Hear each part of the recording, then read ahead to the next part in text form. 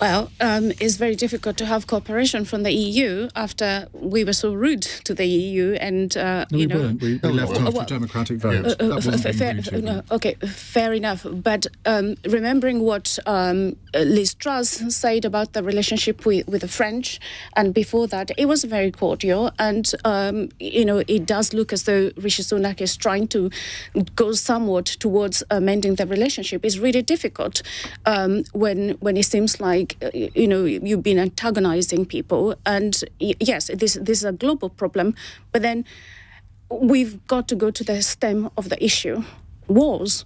And we've got to look at the role that we play in these wars and the provision of arms to these countries.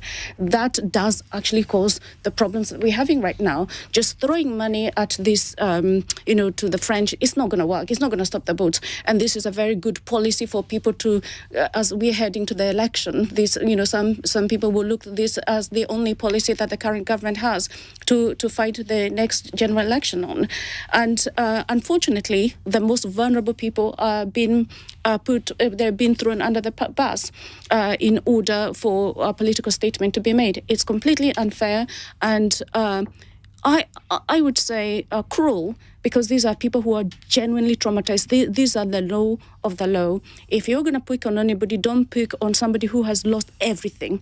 These are people who've lost their families, their children. Despite what anybody says, there are children coming here. There are women, there are pregnant women. There are all sorts of people coming here. People keep saying that they are fighting age men. They're not fighting age men. And even if there are, they're probably coming here because they need to find a way of rescuing their families. It's what any father would do. And I think we really have to find the humanity in all of this, because a lot of this is being emulated by countries like Tunisia and other countries that are using the rhetoric that is being used here. They're using it in their own countries. Just going back to Syria, we were both right.